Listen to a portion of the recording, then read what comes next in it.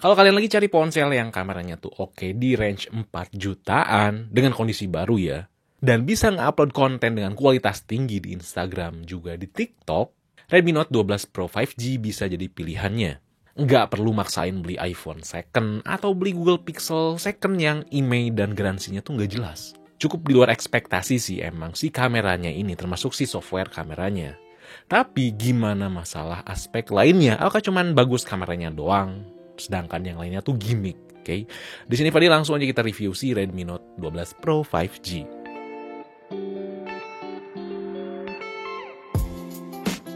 Oke, yang pertama kita langsung bahas kameranya yang di luar ekspektasi ya. Di sini kameranya tuh ngandelin Sony IMX766 yang sama kayak Realme 9 Pro Plus, Samsung Galaxy A54 dan juga beberapa flagship yang harganya tuh lebih mahal. Kalau kalian pengguna Redmi Note 11 Pro 5G yang dimana pakai Snapdragon 695 yang selalu saya bahas ISP-nya tuh kurang banget, ganti ke ponsel ini tuh bakal layak banget ya karena bakal kerasa bedanya. Kalau misalkan kalian suka di XOMark ya, skor si Redmi Note 11 Pro 5G itu cuma 78. Sedangkan ponsel ini nyampe 105. Itu jauh banget. Nah, yang saya suka di sini white balance-nya tuh seimbang ya, detailnya tuh apik, dynamic range-nya juga cakep dilihatnya. Warnanya memang terlihat dimainin, tapi jatuhnya tuh nggak sampai berlebihan. OIS-nya tuh dapat bekerja dengan baik juga di sini ya, karena walaupun tangan kita tuh shaky, si fokus bakal tetap terjaga. Hanya saja memang kalau ambil jarak dekat, si fokusnya agak sulit didapatin sih. Saya tekankan sekali lagi ya di sini, si OIS-nya tuh dapat bekerja dengan baik ya, karena saya sudah membandingkannya dengan ponsel sekelas yang punya kamera 108 megapiksel ya. Nanti saya bakal compare ya dengan ponsel tersebut. Karena kelihatan si OIS dan enggaknya tuh kepake. Nah, setiap gambar yang diambil, tekstur tiap objek itu kelihatan ya, yang membuat gambar tuh lebih hidup. Ultrawide-nya juga saya suka ya, bisa memberikan kesan akhir yang dinamis, walaupun emang sering underexpose. Mode bokehnya tuh seleksinya rapih ya, hanya saja memang terkadang efeknya tuh berlebihan. Yang saya suka juga di sini, walaupun menangkap gambar yang cerah kayak biru, hijau, merah, dan lainnya, warna dan dynamic range tuh nggak ditingkatin jadi lebay. Baik outdoor, indoor, cahaya yang nanggung atau bagus, objek yang diambil tuh bisa nyajiin hasil yang renyah. Hanya saja memang butuh update software, khususnya kalau low light sering terlihat bagian-bagian yang underexpose, yang harusnya bisa ditangani lebih baik. Kalau malam juga bisa bekerja dengan baik ya, si mode malamnya. Disandingkan dengan OIS tuh bisa bekerja dengan lebih baik. Fokus dan detail tetap terjaga, tentu noise masih terlihat, tapi masih bisa diterima lah mengingat harganya 4 jutaan.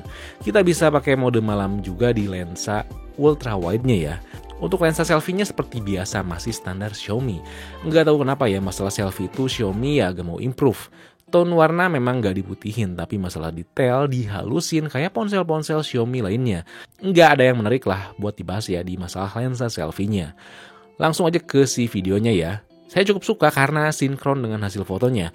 Beberapa bagian terlihat underexpose ya tetap, tapi untuk detailnya benar-benar enak dilihat. Apalagi kalau close up ya, warnanya tuh nggak lebay atau kusem. Hanya saja memang kalau kita ngambil 4K itu tuh cukup shaky ya. Kalau mau ngambil stabil kita di 1080p aja. Dan kita nggak bisa pindah-pindah lensa ya waktu lakuin perekaman. Nah, lagi-lagi untuk video selfie-nya standar juga ya, sama halnya dengan foto. Kalian bisa lihatlah hasilnya ya, nggak akan bahas panjang lebar urusan selfie-nya. Dan ini sekarang 30 fps, kita nggak bisa 4K dan cuman ada fitur beauty buat bikin si kulit lebih halus, dan sekarang sih detailnya standar. Ya oke lah buat harga 4 jutaan ya, cuman disayangin ya si resolusinya doang gitu. Dan kalau misalkan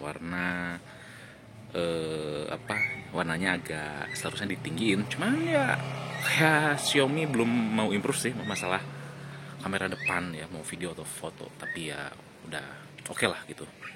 Dan pasti dong percuma lah ya kalau misalkan punya kamera bagus tapi eksekusi pas upload di sosial media tuh burik ya, khususnya Instagram dan TikTok. Nah, tenang aja ya, si Redmi Note 12 Pro 5G itu nggak gitu dan saya cukup kaget. Ponsel ini bisa ngupload story dan reels Instagram kualitas tinggi ya, termasuk di TikTok. Upload Reels ada settingan high quality dan upload TikTok pun ada settingan high quality. Yang berarti software dari Redmi itu udah sinkron dan kerjasama dengan baik dengan duo sosial media tersebut.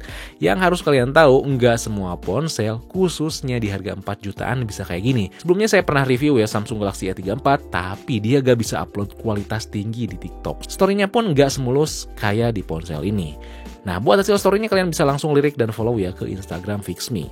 Jadi di sini sebuah aspek yang patut diapresiasi, di mana seri Redmi itu katanya dipandang sebelah mata dibandingkan seri Xiaomi, tapi nyatanya nggak gitu. Sehingga si Redmi Note 12 Pro 5G ini tuh bisa jadi pilihan terbaik buat kalian konten kreator yang minim budget 4 jutaan, tapi nggak mau beli iPhone atau Google Pixel yang second.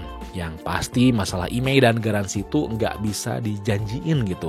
Tapi gimana aspek lainnya? Apakah cuman bagus kameranya doang atau enggak gitu? Oke, kita langsung bahas masalah desainnya dulu. Seri Note memang selalu bongsor ya, dan ini susah digenggam karena ini tuh desainnya serba flat. Alhasil gripnya tuh semakin lebar. Urusan ergonomi sih masih oke Redmi Note 10 Pro dulu ya, karena belakangnya melengkung. Tapi ini urusan preferensi masing-masing aja sih. Namun untung ketolong sama bobotnya yang nggak berat, cukup enteng tapi gak ringkih. Feel-nya tuh cukup premium walaupun gak pakai banget di harganya ini. Ditambah feedback gitar yang dikasih tuh dari X-axis linear yang bikin gak murahan ya, halus getarannya. Lalu walaupun warna biru yang saya pegang ini tuh pakai finishing matte, sayangnya tetap gampang nempel sidik jari, apalagi si frame kameranya yang mengkilap. Kalau secara look saya juga suka ya, simple. Ditambah di sekitar kamera nggak ada tulisan premium lah, AI kamera atau lainnya. Good job. Di sini juga Redmi Note 12 Pro 5G masih pertahanin jack 3,5 mm, sensor inframerah dan rating IP53 yang artinya tahan debu dan cipratan air di kondisi tertentu. Harus kalian terima ya, di sini tuh nggak ada slot micro SD. Jadi kalian harus puas dengan kapasitas 256 GB yang ada. Dan terakhir urusan keamanan, kita dikasih sensor sidik jari yang nyatu sama tombol power, lumayan cepat bacanya. Ada juga optional face unlock yang standar pembacaannya. Overall desainnya tuh masih nggak lepas dari Redmi Note 11 Pro 5G ya. Hanya saja di sini tuh lebih enteng, juga lebih tipis, dan layout kameranya tuh berbeda.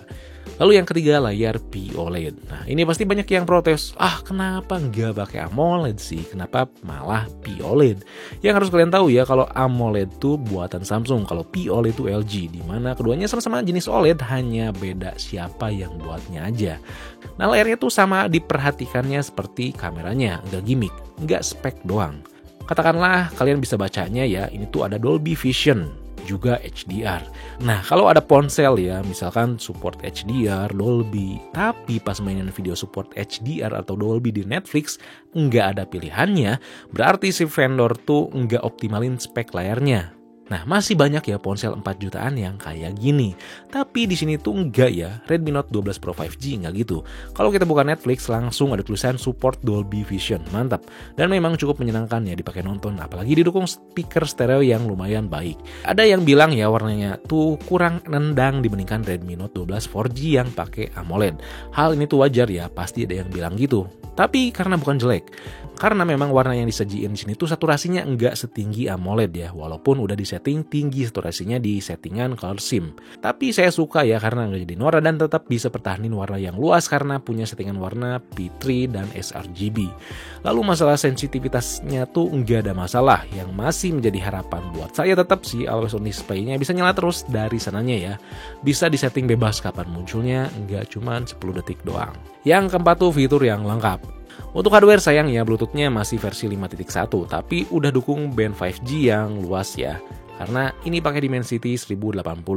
Walau belum bisa nikmatin 5G, sinyal 4G-nya tuh bisa dinikmati dengan baik sih. Lalu nggak lupa ada NFC dan Wi-Fi 6. Lalu untuk fitur softwarenya tentu lengkap ya. Mulai dari Privacy Protect buat proteksi SMS, foto, file, dan notes pakai password. Ada dual apps yang bisa banyak banget ya support aplikasinya, nggak cuma sosmed doang.